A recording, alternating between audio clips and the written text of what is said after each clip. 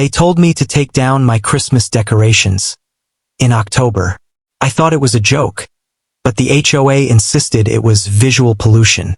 What started as a small fight over lights turned into a full-blown neighborhood battle, exposing the HOA's abuse of power like never before. When October rolled in, the neighborhood settled into that strange in-between season, where the heat hadn't fully faded, but the promise of holidays hovered in the air. Most people waited until Thanksgiving to start decorating their homes, keeping their lawns plain and predictable. But for the narrator, the house on Willow Bend Drive had always been an exception. Every year, holiday decorations went up early. Not out of stubbornness, but out of habit, out of joy, and out of a deep-rooted love for the season that brought the neighborhood together, at least in theory. This year, the decorations went up even earlier than usual. Part of it was excitement. Part of it was the narrator's attempt to bring some cheer into a year that had felt unusually heavy. A few strands of warm white lights went around the porch railings. A simple wreath with pine cones, nothing flashy, hung on the front door. A pair of modest reindeer, no bigger than lawn statues, stood by the walkway. There wasn't even music, nor inflatable figures. Just a warm, comforting glow at night. But in a community controlled by an HOA known for its pettiness, even a glow was enough to attract unwanted attention.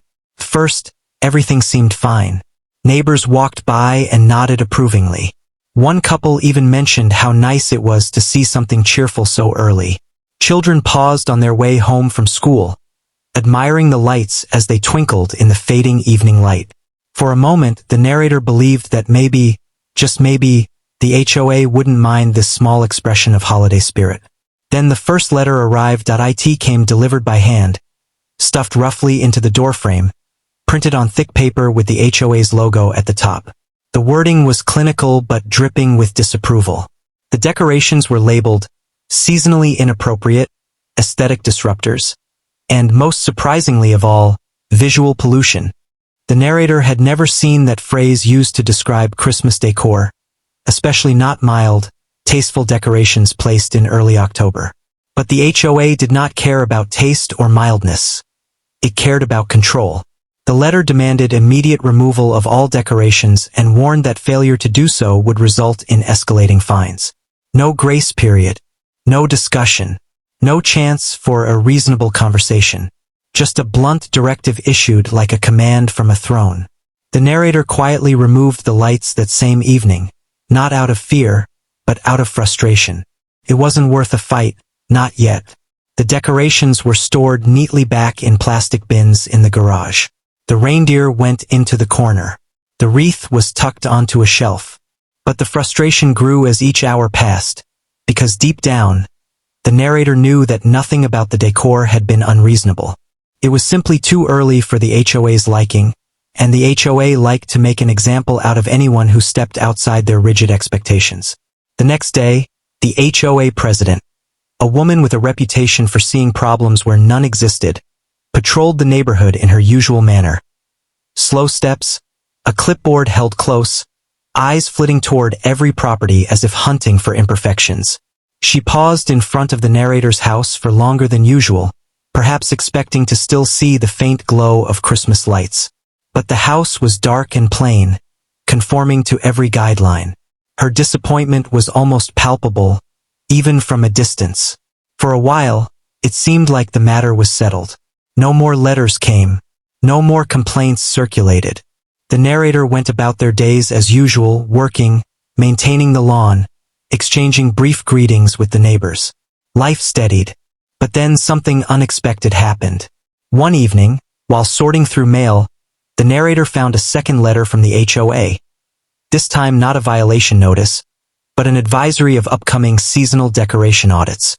According to the new outline, the HOA planned to monitor and inspect homes throughout the fall and winter months to ensure that decorations were timely, tasteful, and non-intrusive.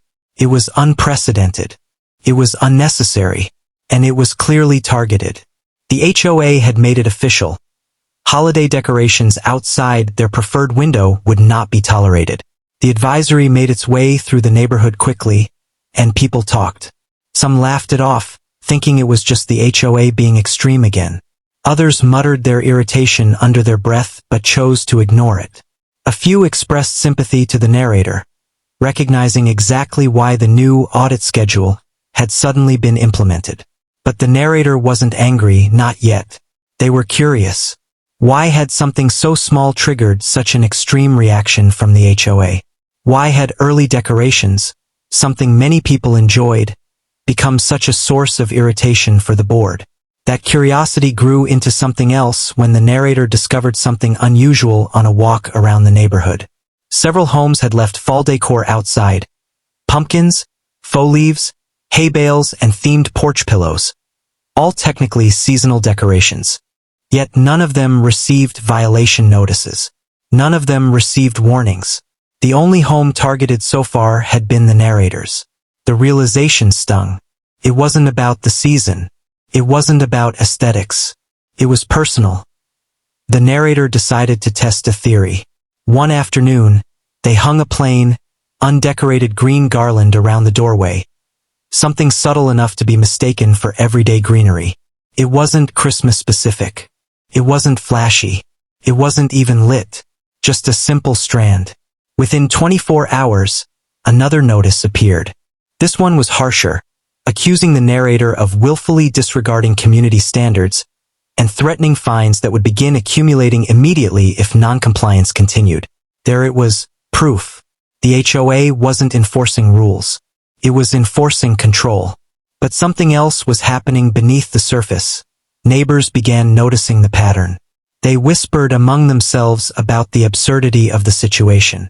Some shook their heads in disbelief. Others offered quiet support. The HOA president seemed determined to push harder, using vague terminology like visual pollution and aesthetic disturbances as tools to intimidate. The narrator, realizing that backing down would only encourage further harassment, began documenting everything. Every letter, every inspection, every petty accusation. The story was no longer about Christmas decorations. It was becoming a pushback against an HOA that believed its power was absolute. And as October progressed, the tension in the neighborhood grew. Even houses that normally decorated late began to fear putting anything up early. People hesitated to hang wreaths or place pumpkins. What had begun as a small, harmless act had spiraled into community-wide unease. By the end of the month, the narrator knew one thing for certain. The HOA's obsession with control was not going to end on its own. And the fight was only beginning. The days following the notice were marked by an unusual silence that seemed to settle over the neighborhood like a heavy fog. The kind of silence that wasn't peaceful but watchful, full of sidelong glances, lifted blinds, and neighbors pausing mid-stride when they spotted the decorations still standing proudly on the homeowner's lawn. The October sun cast long shadows over the inflatable snowman and shimmering icicle lights, making their presence feel even more defiant against the HOA's increasingly aggressive posture. Word of the decorations had already begun to slip through the community like wildfire. Some residents reacted with amusement, others with confusion, and a few with clear irritation. The HOA board members, however, saw the decorations not as an early celebration, but as a challenge to their authority. Their irritation hardened into something sharper and more deliberate. That IT didn't take long for the pressure campaign to begin. Quietly at first, almost invisible, but unmistakably coordinated. The homeowner noticed subtle signs in the days that followed, starting with the sudden drop in trash collection service. Where the garbage bins had always been collected on time, they now remained untouched until nearly dusk. Then came the unexpected warnings. A notice about improper garage door timing, another about yard edging inconsistency, and a third claiming the mailbox paint had faded despite having been repainted just a few months prior. Each warning carried the same cold, clinical language as the first, but this time the tone felt heavier, more pointed. It was as if the HOA had decided that the decorations were not merely an infraction, but a personal insult requiring escalation. The homeowner began compiling the notices, lining them up on the dining table, studying them for patterns. Every warning had been issued by the same board member, the one most vocal during the confrontation with the decorations, the one who seemed particularly offended by any display of individuality. The neighborhood atmosphere grew tense. Residents who once waved casually now hesitated, unsure whether to acknowledge the homeowner or distance themselves. Some whispered support quietly, out of HOA earshot, but none dared to speak openly. The homeowner found themselves isolated, not by choice, but by the invisible pressure of a system built to favor compliance over community. And yet, despite the increasing hostility, the decorations remained untouched. Their soft glow at night became a symbol of small but intentional resistance. But the HOA was not finished. They escalated beyond warnings, moving into a calculated strategy designed to wear the homeowner down. A written behavioral reminder arrived next, an unusual addition to HOA correspondence, accusing the homeowner of creating a disruptive environment by refusing to remove the decorations. The phrasing was vague, almost absurd, but the implication was clear. The board was laying the groundwork for stronger action. A few days later, a board member's car idled at the curb for nearly 20 minutes, positioned directly across from the homeowner's property. The individual inside pretended to check paperwork but spent more time staring at the decorations and scribbling notes. It felt less like monitoring and more like surveillance. The homeowner watched from the window, sensing that something larger was unfolding, something orchestrated with a level of determination that felt disproportionate to the situation. As October crept toward its end, the HOA's tactics became more aggressive. A formal hearing notice arrived, demanding the homeowner appear before the board to defend the unauthorized seasonal display. It was a dramatic escalation, especially considering it was only October, and no official rule forbade early decorations. The homeowner sensed that the board wasn't enforcing a rule. They were manufacturing a narrative. The evening before the scheduled hearing, the homeowner walked outside to check the decorations, expecting to find them still undisturbed. But something had changed. The snowman leaned awkwardly, its stakes loosened. A strand of lights flickered weakly, wires slightly torn. There was no wind strong enough to cause such damage. It was subtle but unmistakably intentional, a sign that someone had tampered with the display. The realization settled in like a cold weight. The HOA's fight had moved from paper warnings to physical disruption. The homeowner tightened the snowman stakes and repaired the lights, refusing to give them the satisfaction of retreat. But the incident deepened the tension. It confirmed what the homeowner had suspected. The board was willing to push boundaries to enforce compliance. By the time the hearing arrived, the homeowner walked into the HOA meeting room knowing the outcome was predetermined. The board members sat in a rigid row, arms crossed, eyes sharp with self-righteous certainty. The homeowner felt the imbalance of power instantly. The board controlled the rules, the setting, the interpretation, and ultimately the verdict. The hearing was not a discussion. It was a staged performance designed to justify a punishment already decided. Long pages of citations were read aloud, most of them exaggerated interpretations of ambiguous rules. The decorations were labeled visual pollution, seasonal disruption, and community destabilization. The wording was almost theatrical, as if crafted to frame the homeowner not as a resident with holiday spirit, but as a threat to the neighborhood's order. The meeting ended with the predictable declaration.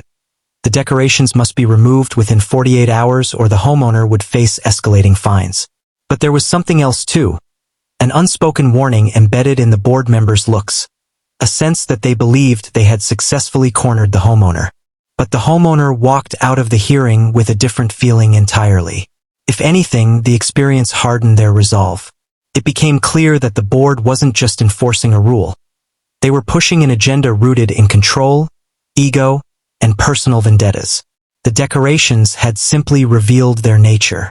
As the homeowner stepped back into the October evening, looking across the neighborhood illuminated by the glow of streetlights, they realized this was only the beginning.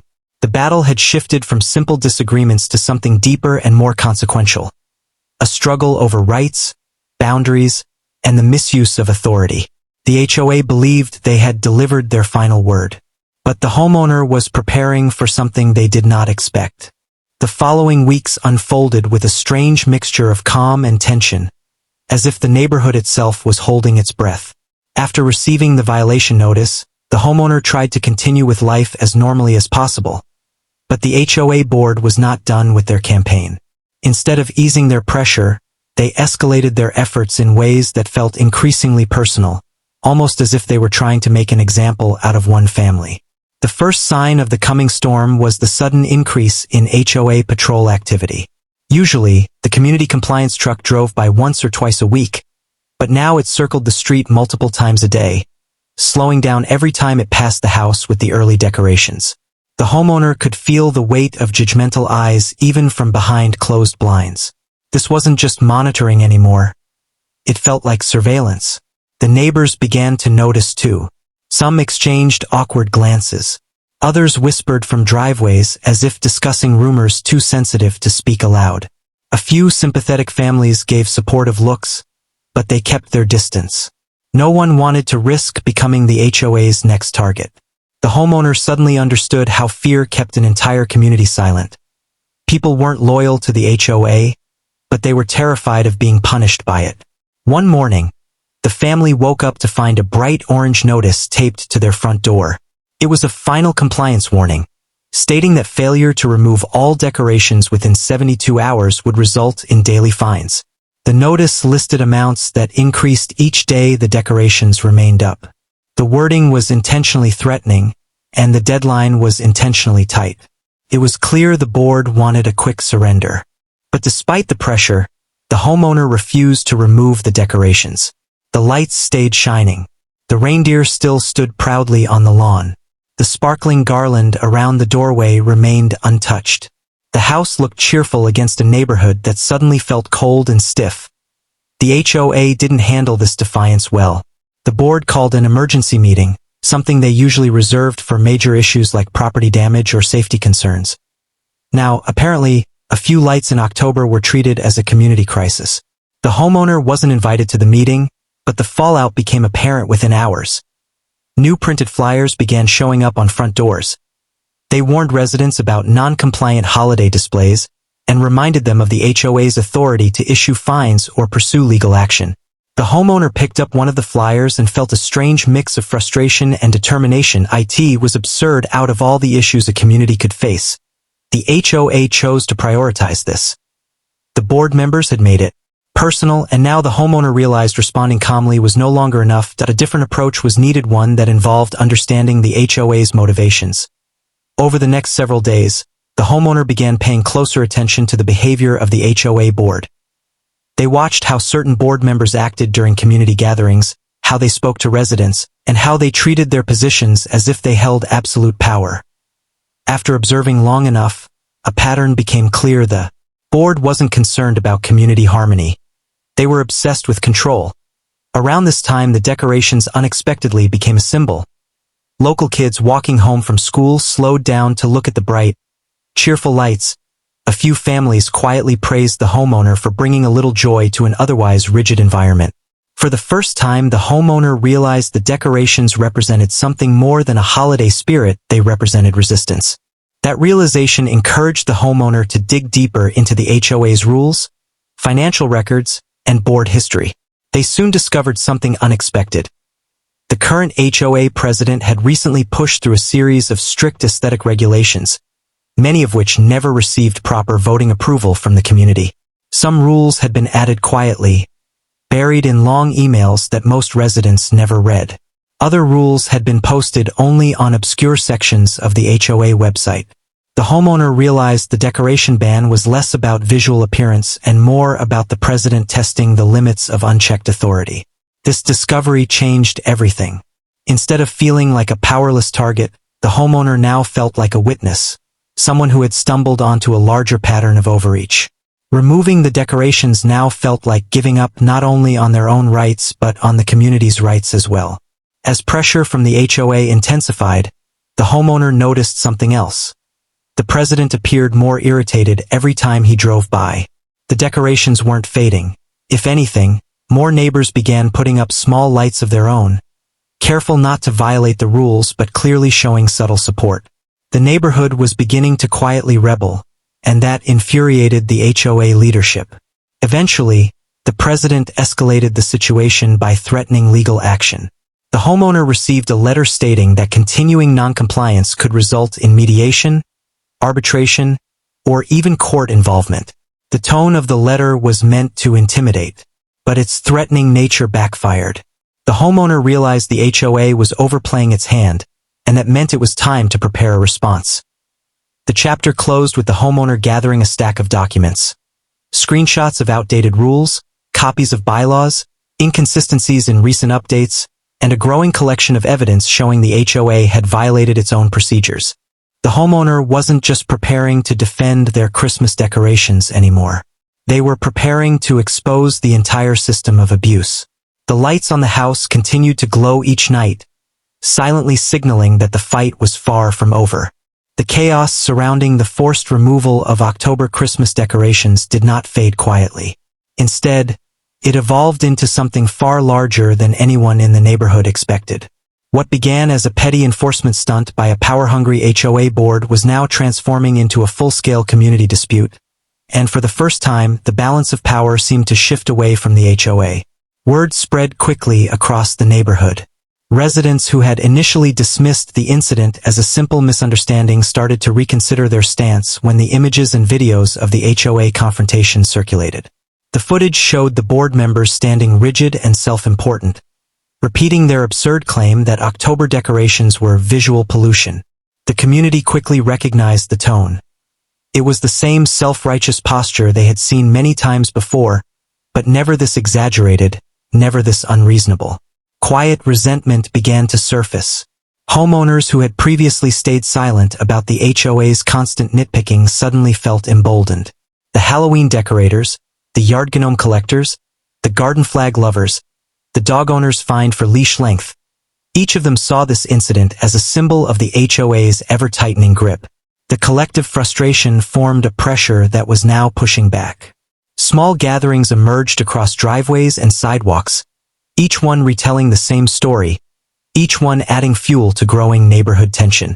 People talked about fines that never made sense, about rules that seemed invented on the spot, about board members who believed they had authority beyond their position. The Christmas decoration fiasco unified them all under a single realization. The HOA had gone too far for too long. The HOA board met again, determined to regain control, but panic leaked through their confidence. Their inboxes flooded with angry residents questioning their authority. Their office voicemail filled with messages demanding explanations. And above all, the viral video had become impossible for them to ignore. The board members claimed it was edited to make them look bad, but their tone betrayed fear. They had miscalculated, and they were struggling to regain their narrative. But the more they tried to enforce silence, the louder the community grew. Residents demanded transparency regarding the HOA's authority. They asked for proof of the so-called visual pollution policy. Some requested copies of the bylaws, which the HOA had historically avoided providing quickly. Others openly questioned the legitimacy of board decisions made without homeowner votes. Each question chipped away at the board's carefully constructed facade of power. As the pressure intensified, the board made a desperate mistake. They issued a neighborhood-wide memo doubling down on their stance. The letter stated that early Christmas decorations disturbed seasonal uniformity, claiming the display disrupted the aesthetic flow of October. They even threatened escalating fines for anyone who dared decorate early again. The memo felt more like a punishment than a guideline, and the neighborhood reacted exactly as expected, with outrage. Instead of intimidating residents, the memo ignited them. Homeowners began digging through old HOA documents, discovering inconsistencies, missing policies, and unexplained fee increases. Some found that decisions claimed to be by vote had never actually been presented to the community. Others located outdated versions of rules that contradicted the board's current claims. Piece by piece, the truth unraveled, and the cracks in the HOA's authority widened. By now, the board members had become the subject of constant scrutiny. Every public appearance they made generated tension. Every patrol through the neighborhood felt like an attempt to assert dominance. Every conversation with a resident turned into a confrontation. Their rigid posture had transformed into frustrated defensiveness, and their confidence was replaced by irritation and a sense of losing control. Meanwhile, the homeowner at the center of the controversy, the one whose early decorations sparked the conflict, found themselves unexpectedly supported. Neighbors delivered baked goods, small notes of encouragement, and offers to help restore the decorations once the dust settled. What the HOA intended as humiliation had instead created a symbol of resistance. People admired the courage to push back against the unnecessary restrictions. News began spreading outside the neighborhood as well. Local community groups, online forums, and homeowner rights pages shared the story. Comments poured in, most of them mocking the HOA's absurdity. Some users shared their own HOA horror stories, while others encouraged the neighborhood to vote the board out. Momentum was building, and the HOA was rapidly losing credibility. Instead of de-escalating, the HOA board attempted one final move. They began performing random property checks under the justification of ensuring compliance. But these checks were clearly targeted. They visited homes that had openly questioned them. They took photos of lawns, porches, sheds, and even harmless decorations, eager to find violations they could use as leverage. The harassment only strengthened the community's resolve. Residents responded by documenting everything. They recorded the HOA team walking around with clipboards. They took photos of board members trespassing onto private property without permission. They began compiling evidence, planning a coordinated response. Slowly, the community transitioned from anger to action. The final turning point came unexpectedly. A longtime resident uncovered a buried section of the original HOA charter stating that seasonal decorations were explicitly allowed, as long as they were non-obstructive and respectful. The clause made no mention of specific holiday dates or restrictions. It didn't limit decorative timing at all. With this discovery, the HOA's argument collapsed completely. Their claim about early holiday decorations being prohibited had no foundation, and the community knew it. The document spread instantly, tearing apart the board's last defense. The HOA could no longer claim authority over seasonal decor, and their attempt to enforce made-up rules exposed their pattern of arbitrary decisions. The revelation created a ripple effect of disbelief, followed by collective anger. By evening, dozens of neighbors gathered, peaceful but determined. For the first time, they discussed the possibility of dissolving the HOA board entirely or electing new leadership. The Christmas decoration conflict had become a catalyst for something far bigger. It was now a fight for fairness, transparency, and autonomy. And as the sun set across the neighborhood, casting warm light over the homes the HOA once controlled without question, one thing became clear. The community was no longer afraid. This time, the homeowners were united, and the HOA was finally losing the power it thought it could never be challenged on. The HOA board had never been challenged this openly, and the pressure was beginning to fracture their once rigid unity. The discovery of the original charter clause allowing seasonal decorations without any timing restrictions struck at the heart of their authority. What they dismissed as a minor dispute had evolved into a neighborhood-wide rebellion. And as the community's confidence grew, the board's grip began to slip. The board members convened an emergency meeting inside the HOA office, an aging modular building that had long symbolized their authority. This time, however, the room felt smaller, heavier, and fragile. Stacks of papers lay scattered across the table. Violation notices they no longer dared to send, policy drafts they hadn't yet invented, and financial statements they hoped no one would think to examine. Their faces were tight with stress. The weight of consequences lingered in every silence. They debated strategy, but nothing worked. Attempting to enforce rules backfired. Issuing new memos only increased resentment. Threatening fines inflamed the neighborhood. Every action they took deepened the divide, and now the homeowners were no longer intimidated.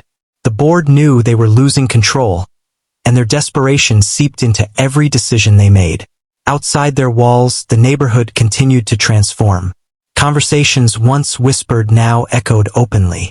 Families stood in clusters along sidewalks sharing frustrations they had bottled up for years. People compared letters, notices, and pictures of past violations. The pattern became unmistakable. Arbitrary enforcement, selective targeting, and excessive fines designed to keep residents compliant.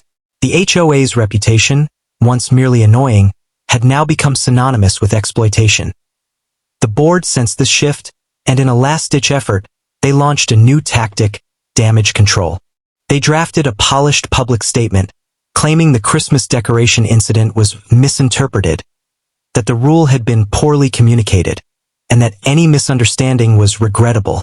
It was a hollow attempt to present themselves as reasonable leaders, but the community had grown tired of scripted apologies. They wanted transparency, not excuses. The statement did nothing to calm the neighborhood. In fact, it triggered the opposite reaction. Residents demanded answers about finances. They questioned unexplained fee increases, the lack of records from previous annual meetings, and the board's refusal to provide updated documents. The more the HOA tried to redirect the narrative, the more the residents dug. Longtime homeowners uncovered discrepancies in budgets from the last 3 years. Missing funds, vague expense categories, and unapproved purchases raised suspicion. What began as a debate about decorations had now escalated into an investigation of the HOA's entire operation. Every financial report, every maintenance invoice, every board decision was being scrutinized. The board felt cornered. One member suggested shutting down discussion forums and community pages, but such attempts only fueled more anger. Another recommended issuing citations to silence the loudest critics, but the rest of the board knew that would be catastrophic. Fear, once their most effective tool, was now useless. The community had reached a tipping point. The homeowner who sparked the conflict, the one forced to remove their October decorations, became an unexpected symbol of the resistance. Neighbors viewed them not as the cause of chaos, but as the catalyst for change. The HOA's actions had inadvertently unified families who had never spoken, strengthened friendships, and inspired people who had once accepted HOA dominance as unavoidable. As evening descended over the neighborhood, a gathering formed at the central cul-de-sac. It wasn't an angry mob. It wasn't chaotic. It was a quiet, organized assembly of residents who had decided enough was enough. They discussed the upcoming annual election, an event the HOA had historically manipulated by limiting notice, hiding ballots, or discouraging participation. This year, the community vowed to show up. Not quietly, but collectively. They planned to nominate new candidates, people with transparency, fairness, and actual respect for the homeowners. They discussed creating an oversight committee to review financial discrepancies. They planned to demand full access to HOA records, a right guaranteed by state law but long denied by the current board. What the board didn't know was that the community had already begun drafting a formal petition to force a special meeting. Legally, if enough homeowners signed, they could demand a vote to remove the board entirely. The signatures collected faster than anyone expected. By the next morning, the HOA office was flooded with emails, polite but firm requests for the charter, for the financial records, for clarification of board decisions. The board members felt the shift. They were no longer dealing with individuals but with a unified neighborhood. And then came the blow they feared the most. One resident discovered that the supposed visual pollution policy the board cited didn't exist in any official amendment. It was fabricated. Whether invented intentionally or repeated mistakenly no longer mattered. The board had enforced a non-existent rule and penalized a homeowner for it. This revelation spread like wildfire. The board tried to claim it was a draft under review, but no one believed them. They had been caught, exposed by their own arrogance. Panic began spreading within the board. Their authority had cracked, and now the fractures were widening. As evening descended over the neighborhood, a gathering formed at the central cul-de-sac. It wasn't an angry mob. It wasn't chaotic. It was a quiet, organized assembly of residents who had decided enough was enough. They discussed the upcoming annual election, an event the HOA had historically manipulated by limiting notice, hiding ballots, or discouraging participation. This year, the community vowed to show up. Not quietly, but collectively. They planned to nominate new candidates, people with transparency, fairness, and actual respect for the homeowners. They discussed creating an oversight committee to review financial discrepancies. They planned to demand full access to HOA records, a right guaranteed by state law but long denied by the current board. What the board didn't know was that the community had already begun drafting a formal petition to force a special meeting. Legally, if enough homeowners signed, they could demand a vote to remove the board entirely. The signatures collected faster than anyone expected. By the next morning, the HOA office was flooded with emails, polite but firm requests for the charter, for the financial records, for clarification of board decisions. The board members felt the shift. They were no longer dealing with individuals but with a unified neighborhood. And then came the blow they feared the most. One resident discovered that the supposed visual pollution policy the board cited didn't exist in any official amendment. It was fabricated. Whether invented intentionally or repeated mistakenly no longer mattered. The board had enforced a non-existent rule and penalized a homeowner for it. This revelation spread like wildfire. The board tried to claim it was a draft under review, but no one believed them. They had been caught, exposed by their own arrogance. Panic began spreading within the board. Their authority had cracked, and now the fractures were widening. By afternoon, several residents gathered outside the HOA office, demanding an open meeting. They didn't yell. They didn't threaten. Their calmness unsettled the board even more. The community wasn't acting out of anger anymore. They were acting out of purpose. Inside, the HOA members argued among themselves. Some blamed each other for poor decision-making. Others believed they should resign before things escalated. A few stubborn ones insisted the community would eventually calm down. But the truth was undeniable. The homeowners were preparing for a showdown. A legal, organized, powerful one. The community's unity had become the HOA's greatest threat. As night fell and porch lights flickered on across the neighborhood, the air carried a sense of momentum. Change was coming. Not someday soon. And the HOA, for the first time in its history, had no idea how to stop it. The morning sun rose over the neighborhood, casting golden light on lawns still adorned with remnants of October decorations. The defiant glow of lights, the cheerful tilt of the inflatable snowman, and subtle signs of community resistance. The homeowner who had sparked the conflict walked outside, taking in the quiet streets now buzzing with purpose.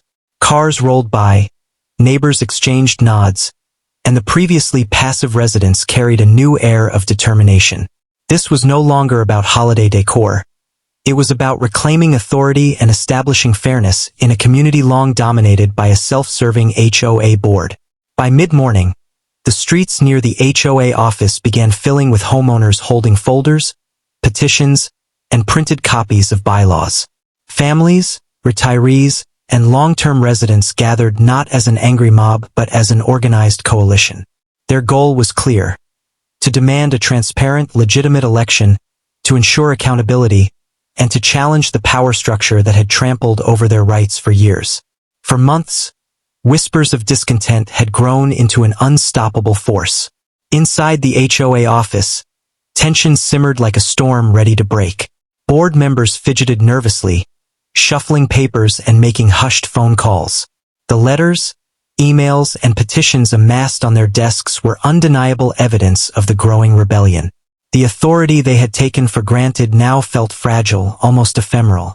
Each incoming resident, each question asked, chipped away at the illusion of control they had carefully maintained. The homeowner who had first refused to remove their October decorations took a deep breath before entering the boardroom. They were not alone. Dozens of supporters filled the seats, bringing with them documents, evidence of arbitrary fines, and documentation of financial discrepancies. The room crackled with anticipation. For the first time, the board members faced a united community rather than isolated grievances. The imbalance of power that had defined the neighborhood for years had finally shifted. The meeting began, and the homeowner presented the evidence meticulously. Every fine, every notice, every fabricated rule was laid bare. Each piece of documentation undermined the board's authority, revealing not just incompetence but intentional abuse of power. As the hours passed, murmurs spread through the room. Board members exchanged nervous glances. The community's patience, long tested, now manifested as unyielding resolve. This was more than a confrontation, it was a reckoning. Public testimony followed. Neighbors stepped forward one by one, recounting their experiences with arbitrary fines, selective enforcement, and the board's failure to communicate or adhere to their own bylaws. The homeowner spoke of the October decorations, the manipulations, and the attempt to intimidate compliance. Each story reinforced the others, building a clear pattern. The board had exploited their position, and the community would no longer tolerate it. The board attempted to respond, but their words fell flat. Apologies, explanations, and excuses could not counter the mountain of evidence nor the clarity of collective testimony. Every attempt at defense only strengthened the community's argument. The room, once filled with tension, now pulsed with a sense of inevitable justice. The residents were united, empowered, and resolute. The HOA had underestimated the power of transparency and the will of the homeowners. After hours of presentations, the formal vote was called. The petitions and evidence had led to a special election where the community could remove the board entirely. Ballots were counted under the watchful eyes of residents and neutral observers. The results were decisive. A new board would be installed, members known for fairness, accountability, and dedication to the community rather than personal power. The old board, once dominant, was officially removed from authority. Their attempts to manipulate, intimidate, and fabricate rules had failed spectacularly. The reaction outside the boardroom was electric. Families hugged, neighbors cheered, and the homeowner whose decorations had sparked the battle felt an overwhelming sense of vindication. Their defiance, once a simple act of decorating in October, had transformed into a movement that reshaped the neighborhood. The glow of lights, once a target of ridicule and threats, now symbolized resilience, unity, and the triumph of justice over arbitrary authority. In the days that followed, the neighborhood began to heal. The new board immediately implemented transparent policies, ensured open communication, and created clear guidelines that respected homeowners' rights. The October decorations remained, untouched, a permanent reminder of the battle fought and won. Residents regained confidence in their community, knowing that authority could no longer operate unchecked. A culture of mutual respect replaced fear and intimidation. Reflecting on the events, the homeowner realized that the conflict had grown far beyond a simple dispute over decorations. It had exposed systemic issues, galvanized the community, and inspired action that might have seemed impossible months earlier. What began as a petty HOA grievance had become a catalyst for meaningful change. The neighborhood was no longer governed by arbitrary power but guided by the collective voice of its residents. The HOA's former board faced legal scrutiny for their mismanagement and selective enforcement practices. Some fines were refunded, rules revised, and an internal investigation initiated. The message was clear. Misuse of authority would no longer be tolerated, and accountability was no longer optional. The community had proven that vigilance, organization, and courage could dismantle even the most entrenched systems of control. As the sun set over the neighborhood, the Halloween and October decorations glowed with a quiet defiance. The inflatable snowman, icicle lights, and festive displays stood as a testament to one homeowner's determination and the power of community solidarity. Residents walked their streets freely, confident that fairness, justice, and respect would guide their shared spaces. The conflict with the HOA was over, but its lessons remained etched in the hearts of every resident. Authority must be earned, rights must be defended, and a united community could overcome even the most arbitrary powers. The HOA is permanently reshaped, the community empowered, and the decorations remain as symbols of resistance and resilience.